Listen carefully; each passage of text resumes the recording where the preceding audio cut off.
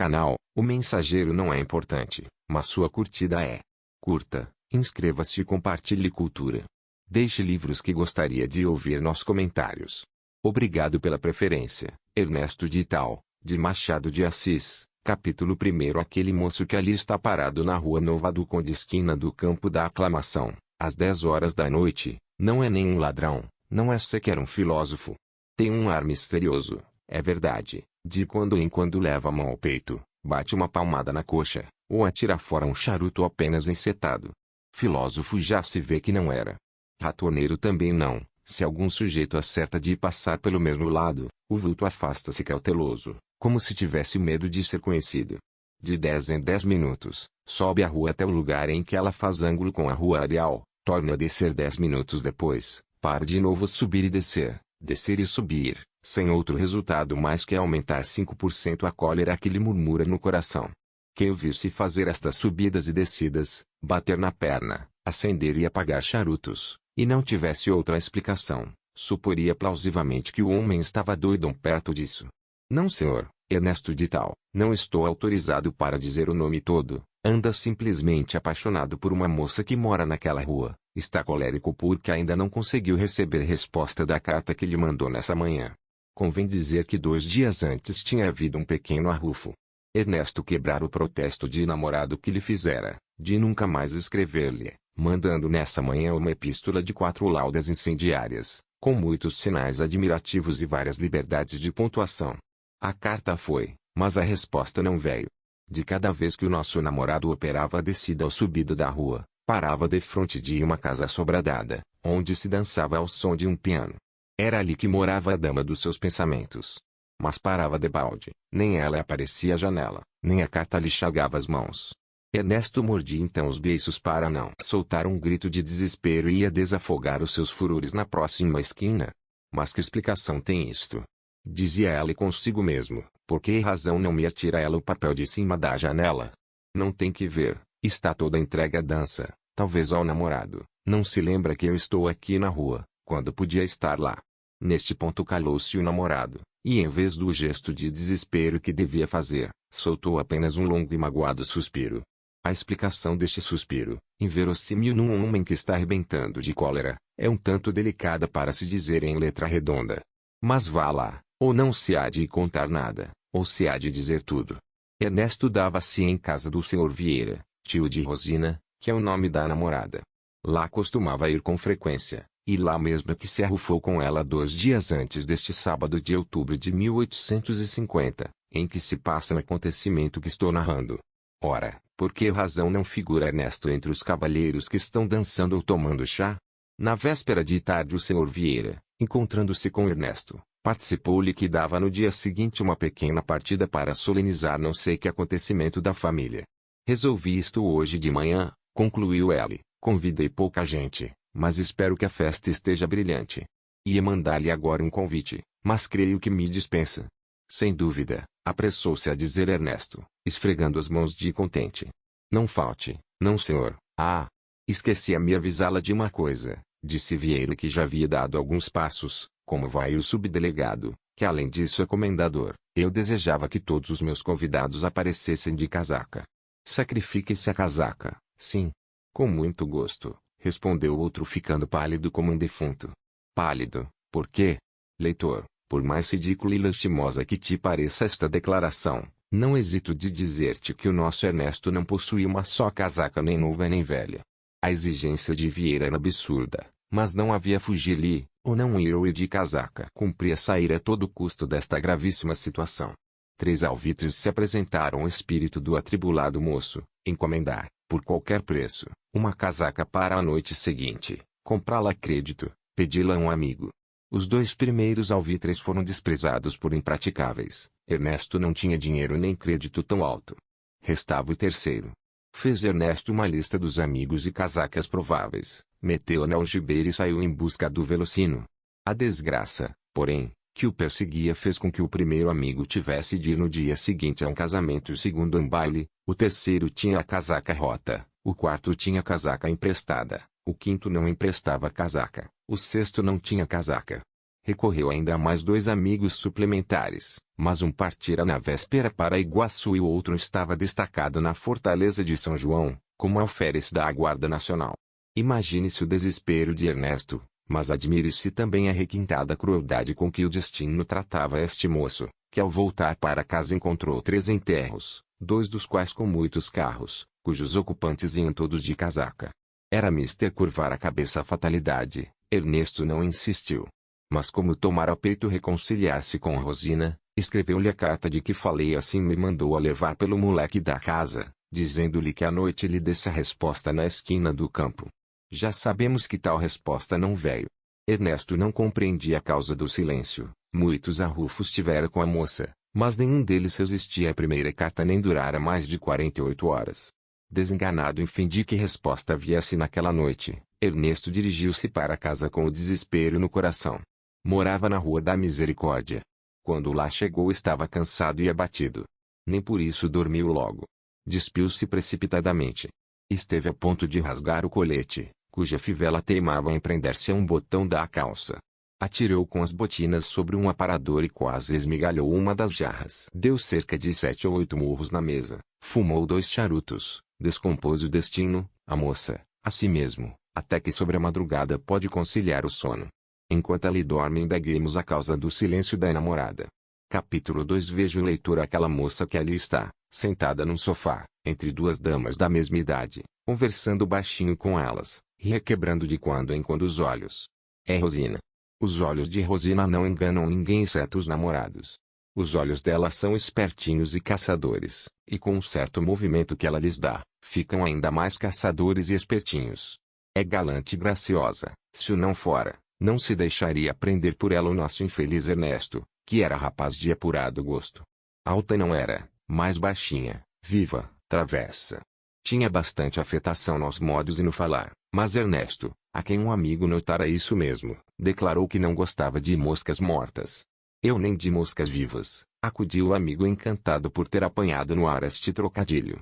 Trocadilho de 1850. Não veste com a luxo, o tio não é rico, mas ainda assim está garrido e elegante. Na cabeça tem por enfeite apenas 2 laços de fita azul. Ah! Se aquelas fitas me quisessem enforcar! Dizia um gamenho de bigode preto e cabelo partido ao meio. Se aquelas fitas me quisessem levar ao céu! Dizia outro de suíças castanhas e orelhas pequeninas. Desejos ambiciosos os destes 2 rapazes, ambiciosos e vãos, porque ela, se alguém lhe prende a atenção, é um moço de bigode louro e nariz comprido que está conversando com o subdelegado.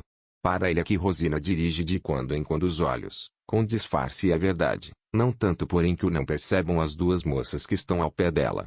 Namoro ferrado. Dizia uma delas a outra fazendo um sinal de cabeça para o lado do moço de nariz comprido. Ora, Justina. Calúnias. Acudiu a outra moça. Cala-te, Amélia, você quer enganar a gente? Insistia Justina. Tire o cavalo da chuva. Lá está ela olhando. Parece que nem ouve o comendador. Pobre comendador. Para pau de cabeleira está grosso demais.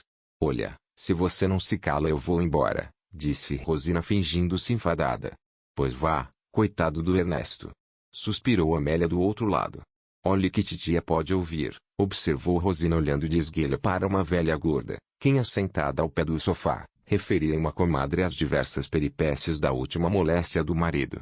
Mas por que não veio Ernesto? Perguntou Justina. Mandou dizer a papai que tinha um trabalho urgente. Quem sabe se algum namoro também.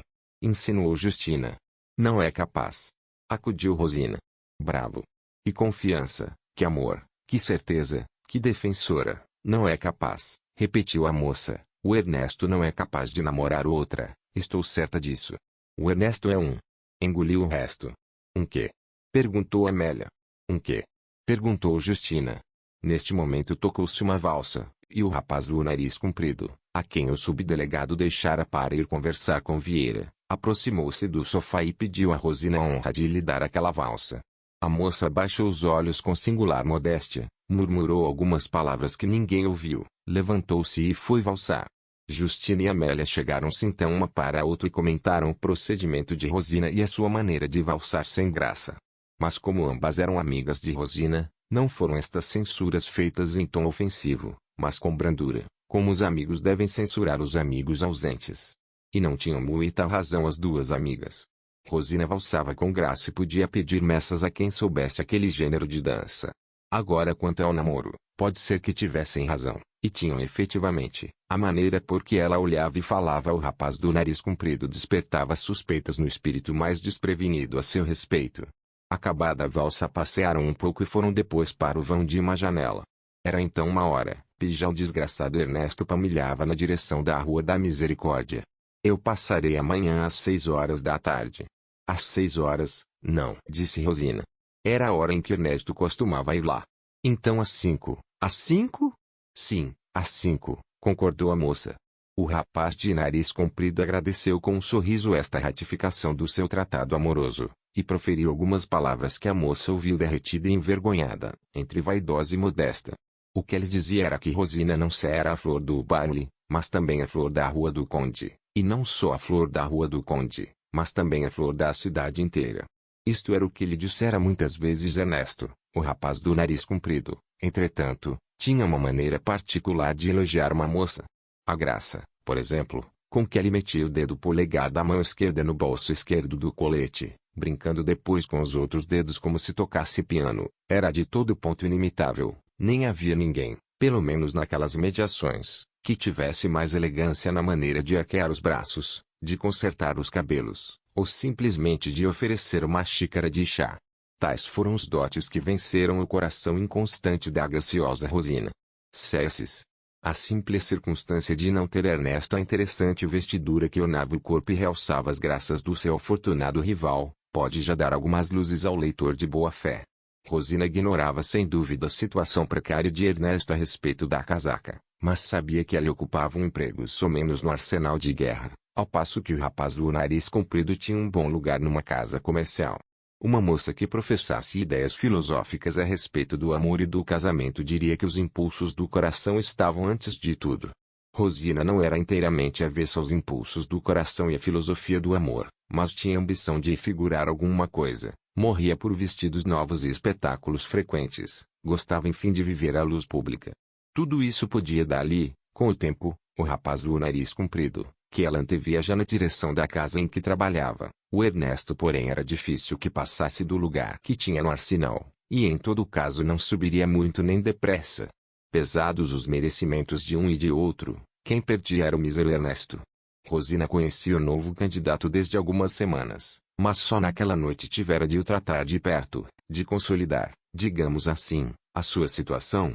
As relações, até então puramente telegráficas, passaram a ser verbais, e se o leitor gosta de um estilo arrebicado e gongórico, dir-lhe-ia que tantos foram os telegramas trocados durante a noite entre eles, que os estados vizinhos, receosos de perder uma aliança, chamaram às armas a milícia dos agrados, mandaram sair a armada dos requebros, assestaram a artilharia dos olhos ternos, dos lenços na boca, e das expressões suavíssimas, mas toda essa leva de broquéis nenhum resultado deu porque a formosa Rosina, ao menos naquela noite, achava-se entregue em um só pensamento. Quando acabou o baile, e Rosina entrou na sua alcova, viu um papelinho dobrado no tocador. "Que é isto?" disse ela. Abriu. Era a resposta à carta de Ernesto que ela se esquecera de mandar. Se alguém a tivesse lido. Não, não era natural. Dobrou a cartinha com muito cuidado, fechou-a com obreia, guardou-a numa gavetinha, dizendo consigo, é preciso mandá-la amanhã de manhã. Capítulo 3. Palerma, é o que Rosina queria dizer quando defendeu a fidelidade de Ernesto, maliciosamente atacada pelas duas amigas.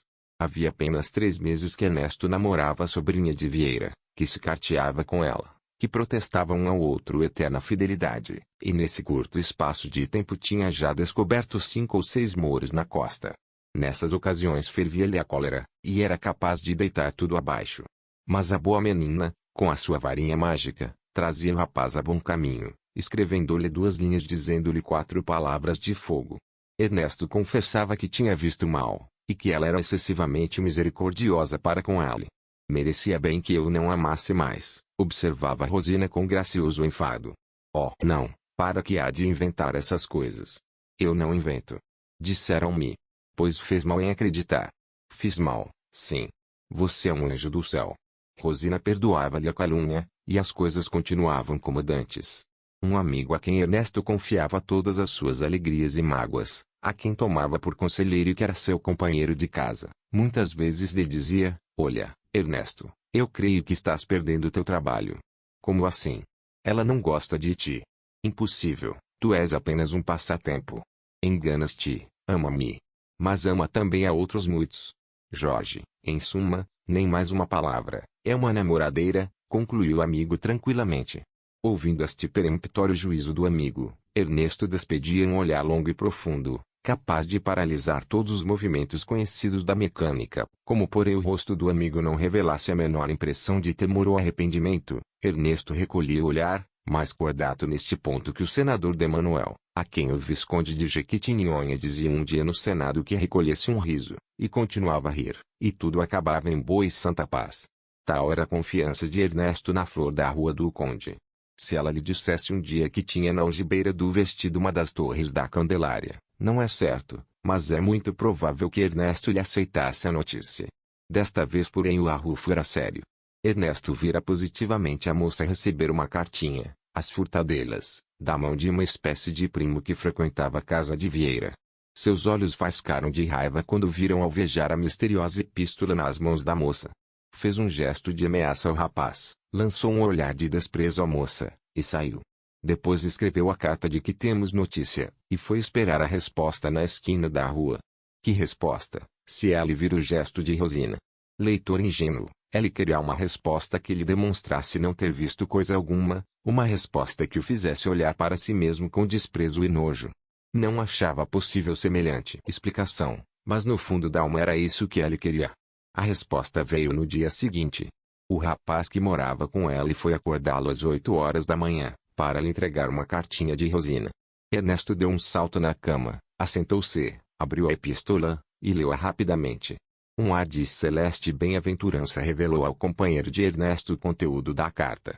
Tudo está sanado, disse Ernesto fechando a carta e descendo da cama. Ela explicou tudo. Eu tinha visto mal. Ah! Disse Jorge, olhando com lástima para o amigo. Então que diz ela? Ernesto não respondeu imediatamente, abriu a carta outra vez, leu-a para si, tornou a fechá-la, olhou para o teto, para as chinelas, para o companheiro, e só depois desta série de gestos indicativos da profunda abstração do seu espírito, é que respondeu a Jorge, dizendo: ela explica tudo. A carta que eu pensei ser de amores, era um bilhete do primo pedindo algum dinheiro a tio. Diz que eu sou muito mal em obrigá-la a falar nestas fraquezas de família, e conclui jurando que me ama como nunca seria capaz de amar ninguém. Lê. Jorge recebeu a carta e leu, enquanto Ernesto passeava de um para outro lado, gesticulando e monossilabando consigo mesmo, como se redigisse mentalmente um ato de contrição. Então, que tal? Disse ela quando Jorge lhe entregou a carta. Tens razão, tudo se explica, respondeu Jorge. Ernesto foi nessa mesma tarde à Rua do Conde. Ela recebeu com um sorriso logo de longe. Na primeira ocasião que tiveram, tudo ficou explicado, declarando-se Ernesto compungido por haver suspeitado de Rosina, e levando a moça sua generosidade ao ponto de lhe ceder um beijo, ao lusco-fusco, antes que a criada viesse acender as velas de espermacete dos aparadores. Agora tem a palavra o leitor para interpelar-me a respeito das intenções desta moça que, preferindo a posição do rapaz do nariz comprido, ainda se carteava com Ernesto, e lhe dava todas as demonstrações que não existiam as intenções de Rosina. Leitor curioso, eram perfeitamente conjugais. Queria casar, e casar o melhor que pudesse. Para este fim aceitava a homenagem de todos os seus pretendentes, escolhendo lá consigo que melhor correspondesse aos seus desejos, mas ainda assim sem desanimar os outros, porque o melhor deles podia falhar, e havia para ela uma coisa pior, que casar mal, que era não casar absolutamente. Este era o programa da moça. Junte a isso que era naturalmente loureira, que gostava de trazer ao pé disso uma chusma de pretendentes, muitos dos quais é preciso saber que não pretendiam casar, e namoravam por passatempo, o que revelava da parte desses cavalheiros uma incurável variação de espírito. Quem não tem cão, caça com gato, diz o provérbio. Ernesto era, pois, moral e conjugalmente falando, o gato possível de Rosina, uma espécie de pis-aller, como dizem os franceses, que convinha ter à mão. Capítulo 4. O moço do nariz comprido não pertencia ao número dos namorados de arribação, seus intentos eram estritamente conjugais.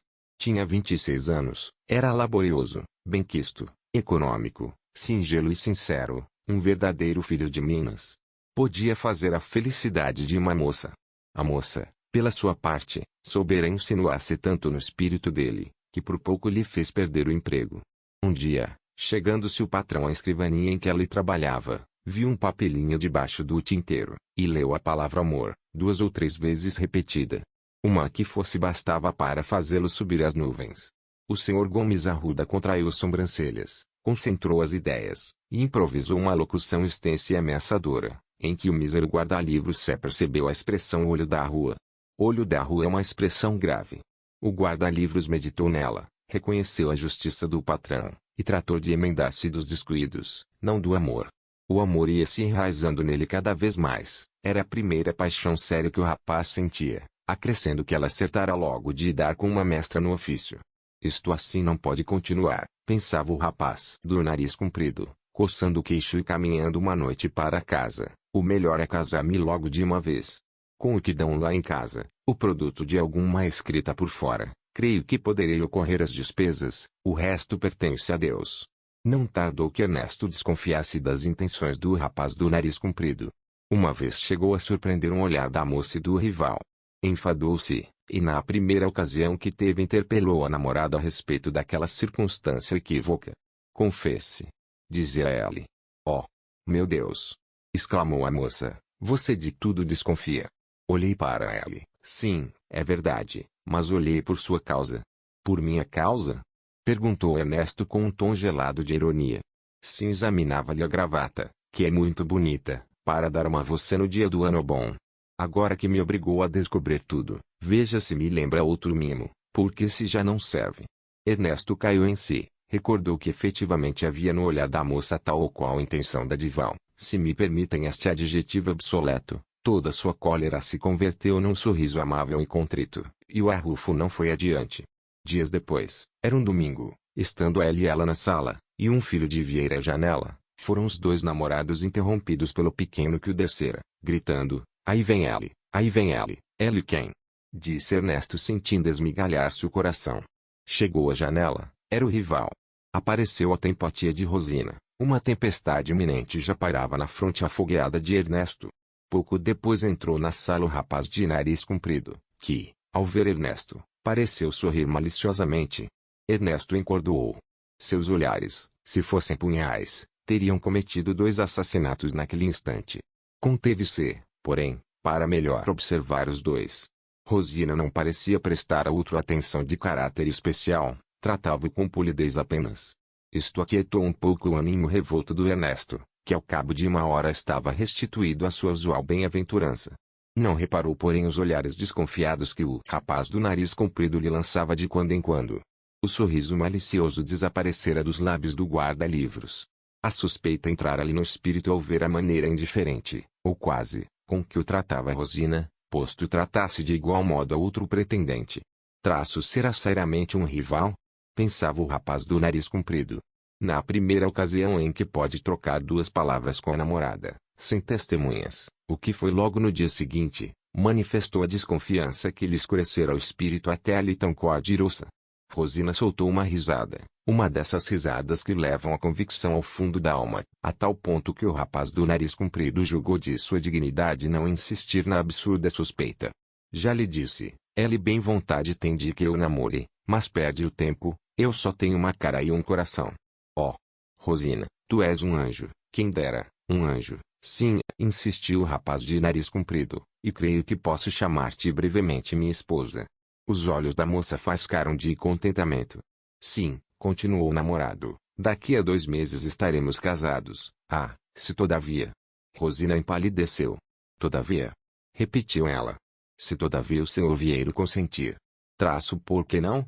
Disse a moça tranquilizando-se do susto que tivera. Ela deseja a minha felicidade, e o casamento contigo é a minha felicidade maior. Ainda porém se opunha aos impulsos do meu coração. Basta que eu queira para que os nossos desejos se realizem. Mas descansa, meu tio não porá obstáculos. O rapaz de nariz comprido ficou ainda a olhar para a moça alguns minutos sem dizer palavra. Admirava 2 coisas, a força da alma de Rosina e o amor que ela lhe dedicava. Quem rompeu o silêncio foi ela. Mas então daqui a 2 meses?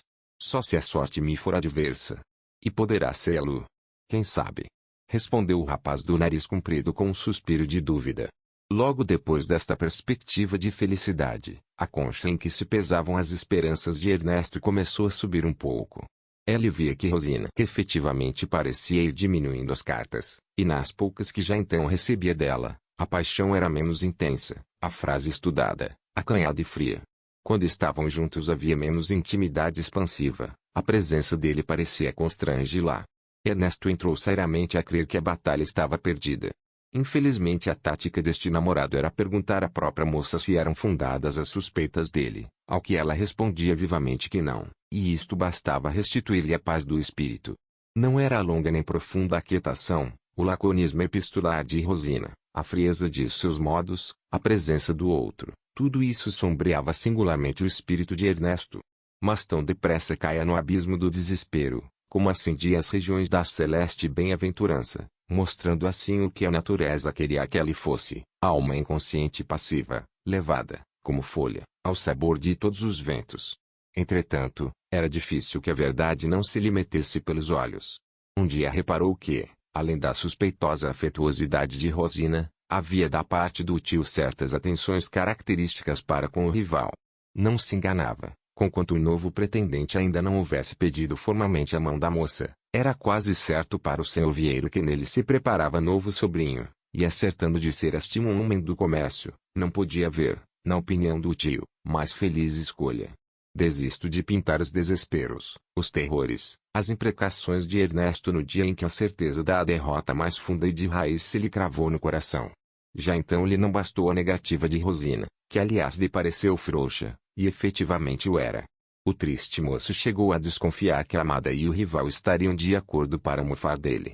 Como por via de regra, é da nossa miserável condição que o amor próprio domine o simples amor, apenas aquela suspeita lhe pareceu provável, apoderou-se dele uma feroz indignação, e duvido que nenhum quinto ato de melodrama ostente maior soma de sangue derramado do que ele verteu na fantasia. Na fantasia, apenas, compassiva leitora, não só porque ele era incapaz de fazer mal a um seu semelhante, mas sobretudo porque repugnava a sua natureza achar uma resolução qualquer. Por esse motivo, depois de muito e longo cogitar, confiou todos os seus pesares e suspeitas ao companheiro de casa e pediu-lhe um conselho. Jorge deu-lhe dois. Na minha opinião, disse Jorge, é que não te importes com ela e vás trabalhar, que é coisa mais séria. Nunca trabalhar? Não, nunca esquecê-la. Bem, disse Jorge descalçando a bota do pé esquerdo. Neste caso vai ter com esse sujeito de quem desconfias e entende-te com ele. Aceito. Exclamou Ernesto, é o melhor. Mas, continuou ele depois de refletir um instante, e se ele não for meu rival, que hei de fazer? Como descobrir se há outro? Nesse caso, disse Jorge estendendo-se filosoficamente na marquesa, nesse caso o meu conselho é que tu, ela e ela vão todos para o diabo que os carregue. Ernesto cerrou os ouvidos à blasfêmia, vestiu-se e saiu. Capítulo 5. Apenas saiu à rua, embicou Ernesto para a casa onde trabalhava o rapaz do nariz comprido, resolvido a explicar-se de uma vez com ele. Hesitou alguma coisa, é verdade, e esteve a pique de arrepiar carreira, mas a crise era tão violenta que triunfou da frouxidão de ânimo, e 20 minutos depois chegava ele ao seu destino. Não entrou no escritório do rival, pôs-se a passear de um lado para outro, à espera que ele saísse, o que se verificou daí a 3/4 de hora. 3 enfadonhos e mortais quartos de hora. Ernesto aproximou-se casualmente do rival, cumprimentaram-se com um sorriso acanhado e amarelo, e ficaram alguns segundos a olhar um para o outro. Já o guarda-livros ia tirando o chapéu e despedindo-se, quando Ernesto lhe perguntou, vai hoje à Rua do Conde? Talvez. A que horas? Não sei ainda. Por quê? Iríamos juntos. Eu vou às 8. O rapaz de nariz comprido não respondeu. Para que lado vai agora? Perguntou Ernesto depois de algum silêncio. Vou ao passeio público, se o senhor lá não for, respondeu resolutamente o rival. Ernesto empalideceu. Quer assim fugir de mim? Sim, senhor. Pois eu não, desejo até que haja uma explicação entre nós. Espere. Não me volte as costas. Saiba que eu também sou atrevido, menos de língua ainda que de mão. Vamos, dê-me o braço e caminhemos ao passeio público. O rapaz de nariz comprido teve ímpetos de atracar-se com o rival e experimentar-lhe as forças, mas estavam numa rua comercial, Todo o seu futuro voaria pelos ares. Preferiu dar-lhe as costas e seguir caminho. Executava já este plano, quando Ernesto lhe gritou: venha cá, namorado sem ventura. O pobre rapaz voltou-se rapidamente. Que diz o senhor? Perguntou ele. Namorado sem ventura, repetiu Ernesto cravando os olhos no rosto do rival a ver se lhe descobria uma confissão qualquer. É singular que o senhor me chame namorado sem ventura, quando ninguém ignora a triste figura que tem feito para obter as boas graças de uma moça que é minha, nossa, direi eu, senhor. O rapaz do nariz comprido engatilhou um soco. A segurança e a tranquilidade com que Ernesto olhava para ele mudaram-lhe o curso das ideias. Falaria a ele verdade. Essa moça ele jurara, com quem meditava casar dentro de pouco tempo, mas de quem alguma vez desconfiara, teria dado efetivamente àquele homem o direito de a chamar sua. Esta simples interrogação perturbou o espírito do rapaz, que esteve cerca de 2 minutos a olhar mudamente para Ernesto, e este a olhar mudamente para ele. O que o senhor disse agora é muito grave, preciso de uma explicação. Peço-lhe explicação igual, respondeu Ernesto. Vamos ao passeio público. Seguiram caminho, a princípio silenciosos, não só porque a situação os acanhava naturalmente, mas também porque cada um deles receava ouvir uma cruel revelação. A conversa começou por monossílabos e frases truncadas, mas foi a pouco e pouco fazendo-se natural e correta. Tudo quanto os leitores sabem de um e outro foi ali exposto por ambos e por ambos ouvido entre abatimento e cólera. Se tudo quanto o senhor diz é a expressão da verdade, observou o rapaz do nariz comprido descendo a Rua das Marrecas, a conclusão é que fomos enganados, vilmente enganados, emendou Ernesto. Pela minha parte, tornou o primeiro, recebo com isto um grande golpe porque eu amava muito, e pretendia fazê-la minha esposa, o que sucederia breve. A minha boa fortuna fez com que o senhor me avisasse a tempo, talvez me censurem o passo que dei, mas o resultado que vamos colher justifica tudo. Nem por isso creia que padeço menos. Eu amava loucamente aquela moça. Ernesto proferiu estas palavras tão de dentro, que elas repercutiram no coração do rival e ambos ficaram algum tempo calados, a devorar consigo a dor e humilhação. Ernesto rompeu o silêncio soltando um magoadíssimo suspiro, na ocasião em que entravam no passeio. Só o guarda pode ouvi-lo. O rapaz do nariz comprido ia revolvendo no espírito uma dúvida. Devo eu condenar tão ligeiramente aquela moça? Perguntou ela a si mesmo, e não será este sujeito um pretendente vencido que... O rosto de Ernesto não parecia dar razão à conjetura do rival, todavia, como o lance era grave e cumpria não ir por aparências, o rapaz do nariz comprido abriu de novo o capítulo das revelações, no que foi acompanhado pelo rival. Todas elas iam concordando entre si, os incidentes e os gestos que um relembrava, tinha eco na memória do outro. O que porém decidiu tudo foi a apresentação de uma carta que cada um deles tinha casualmente no bolso. O texto de ambas mostrava que eram recentes. A expressão de ternura não era a mesma nas duas epístolas, porque Rosina, como sabemos, ia afrouxando o tom em relação a Ernesto, mas era quanto bastava para dar ao rapaz do nariz comprido golpes de misericórdia. Desprezemo-la, disse este, quando acabou de ler a carta do rival. Só isso? Perguntou Ernesto. O simples desprezo será bastante. Que vingança tiraríamos dela? Objetou o rapaz do nariz comprido. Ainda que alguma fosse possível, não seria digna de nós. Calou-se, mas tocado de uma súbita ideia exclamou: Ah! Lembra-me um meio. Qual? Mandemos-lhe uma carta de rompimento, mas uma carta de igual teorema. A ideia sorriu logo ao espírito de Ernesto, que parecia ainda mais humilhado que o outro, e ambos foram dali redigir a carta fatal. No dia seguinte, logo depois do almoço, estava Rosina em casa muito sossegada, longe de esperar o golpe, e até forjando planos de futuro, que assentavam todos no rapaz do nariz comprido, quando o moleque lhe apareceu com 2 cartas. Não é Rosina, disse ele, esta carta é do senhor Ernesto, e esta, que é isso? Disse a moça, os 2, não, explicou o moleque, um estava na esquina de cima, outro na esquina de baixo. E fazendo tinir no bolso alguns cobres que os 2 rivais lhe haviam dado, o moleque deixou a senhora ler à vontade as 2 missivas. A primeira que abriu foi a de Ernesto. Dizia assim: Senhora, hoje que tenho certeza da sua perfídia, certeza que já nada me pode arrancar do espírito, tomo a liberdade de lhe dizer que está livre e reabilitado. Basta de humilhações. Pude dar-lhe crédito enquanto lhe era possível enganar-me. Agora, adeus para sempre. Rosina levantou os ombros ao ler esta carta.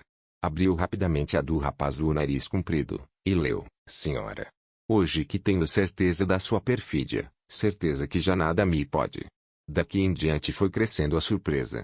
Ambos se despediam, ambos por igual teorema. Logo, tinham descoberto tudo um ao outro. Não havia meio de reparar nada, tudo estava perdido. Rosina não costumava chorar. Esfregava às vezes os olhos, para os fazer vermelhos, quando havia necessidade de mostrar a um namorado que se ressentia de alguma coisa.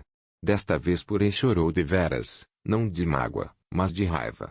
Triunfavam ambos os rivais, ambos lhe fugiam, e lhe davam de comum acordo o último golpe. Não havia resistir, entrou-lhe na alma o desespero.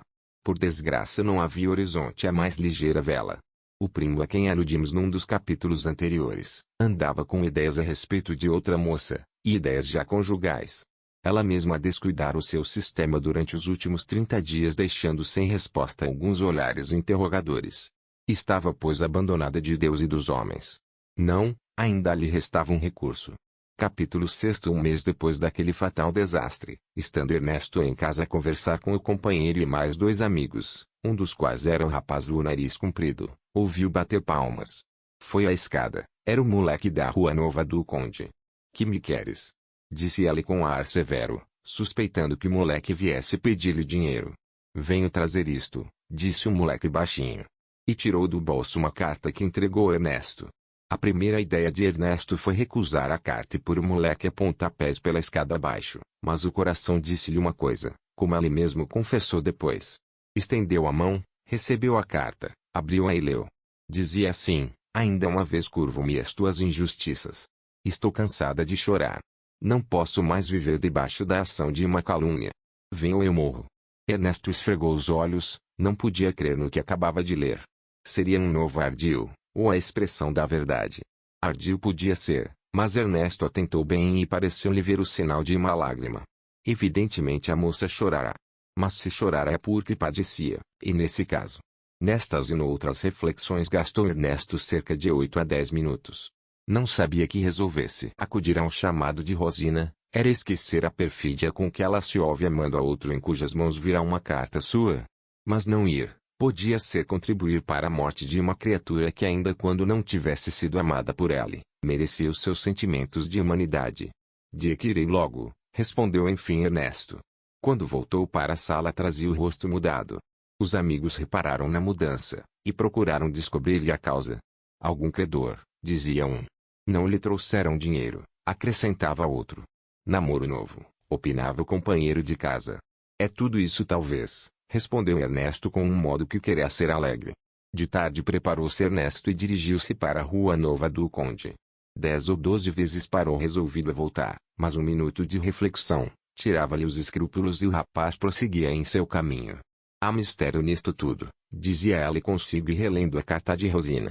É certo que ele me revelou tudo, e até me leu cartas, nisto não há que duvidar. Rosina é culpada, enganou-me, namorava outro, dizendo-me que só me amava a mim. Mas por que esta carta? Se ela amava outro por que ele não escreve? Investiguemos tudo isto. A última hesitação do digno rapaz foi ao entrar na Rua Nova do Conde, seu espírito vacilou dessa vez mais que nunca. 10 minutos gastou em passinhos ora para trás, ora para diante, sem assentar numa coisa definitiva. Afinal deitou o coração à larga e seguiu afoitamente a senda que o destino parecia indicar-lhe. Quando chegou à casa de Vieira, estava Rosina na sala com a tia.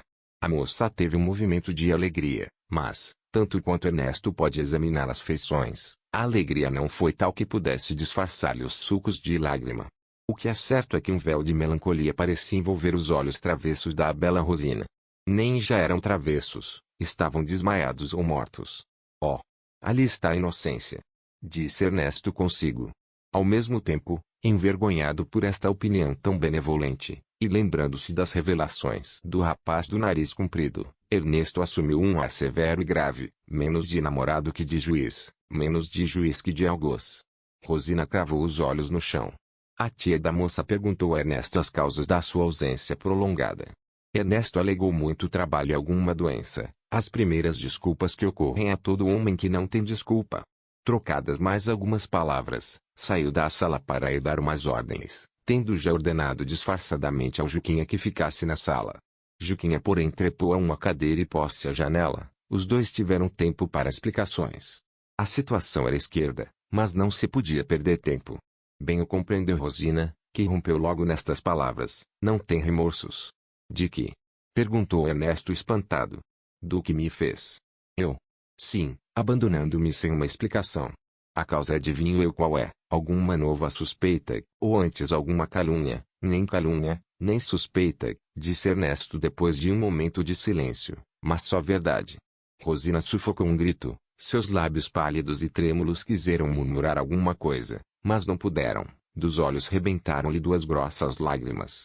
Ernesto não podia vê-la chorar, por mais cheio de razões que estivesse, em vendo lágrimas, curvava-se logo e pedia-lhe perdão. Desta vez porém era impossível que tão depressa voltasse ao antigo estado. As revelações do rival estavam ainda frescas na memória. Curvou-se, entretanto, para a moça e pediu-lhe que não chorasse. Que não chore, disse ela com voz lacrimosa. Pede-me que não chore quando eu vejo fugir-me a felicidade das mãos, sem ao menos merecer a sua estima, porque o Senhor despreza-me, sem ao menos saber o que é essa calúnia para desmenti-la ou desmascará-la. É capaz disso? Perguntou Ernesto com fogo. É capaz de confundir a calúnia? Sou, disse ela com um magnífico gesto de dignidade. Ernesto expôs em resumo a conversa que tivera com o rapaz do nariz comprido, e concluiu dizendo que vira uma carta dela. Rosina ouviu calada a narração, tinha o peito ofegante, sentia-se a comoção que a dominava. Quando ela acabou, soltou uma torrente de lágrimas. Meu Deus! Disse baixinho Ernesto, podem ouvi-la. Não importa, exclamou a moça, estou disposta a tudo, diga-me, pode me negar o que lhe acabo de contar? Tudo, não, alguma coisa é verdade, respondeu ela com voz triste. Ah, a promessa de casamento é mentira, não houve mais que 2 cartas, 2 apenas, isso. Por sua culpa, por minha culpa. Exclamou Ernesto tão assombrado como se acabasse de ver um dos castiçais a dançar. Sim, repetiu ela, por sua culpa. Não se lembra? Tinha se arrufado uma vez comigo, e eu. Foi uma loucura. Para metê-lo em brios, para vingar-me. Que loucura. Correspondia ao namoro daquele indivíduo sem educação. Foi demência minha, bem vejo. Mas que quer? Eu estava despeitada. A alma de Ernesto ficou fortemente abalada com essa exposição que a moça lhe fazia dos acontecimentos. Era claro para ela que Rosina negaria tudo, se o seu procedimento tivesse alguma intenção má. A carta, diria que era imitação da sua letra. Mas não, ela confessava tudo com a mais nobre e rude singeleza deste mundo, somente, e nisto estava a chave da situação, a moça explicava que impulsos de despeito cedera, mostrando assim, se podemos comparar o coração a um pastel, debaixo do invólucro da leviandade a nata do amor. Decorreram alguns segundos de silêncio, em que a moça tinha os olhos pregados no chão, na mais triste e melancólica atitude que jamais teve uma donzela arrependida. Mas não viu que esse ato de loucura podia causar a minha morte. Disse Ernesto. Rosina estremeceu ouvindo estas palavras que Ernesto lhe disse com a voz mais doce dos seus antigos dias, levantou os olhos para ela e tornou a pousá-los no chão. Se eu tivesse refletido nisso, observou ela, não faria nada do que fiz. Tem razão, ia dizendo Ernesto, mas levado de um mau espírito de vingança, entendeu que a leviandade da moça devia ser punida com alguns minutos mais de dúvida e recriminação. A moça ouviu ainda muitas coisas que lhe disse Ernesto, e a todas respondeu com um ar tão contrito e palavras tão repassadas de amargura, que nosso namorado sentiu quase rebentarem-lhe as lágrimas dos olhos. Os de Rosina estavam mais tranquilos, e a limpidez começava a tomar o lugar da sombra melancólica. A situação era quase a mesma de algumas semanas antes, faltava só consolidá-la com o tempo. Entretanto, disse Rosina, não pense que lhe peço mais do que me cumpre. Meu procedimento alguma punição há de ter e eu estou perfeitamente resignada.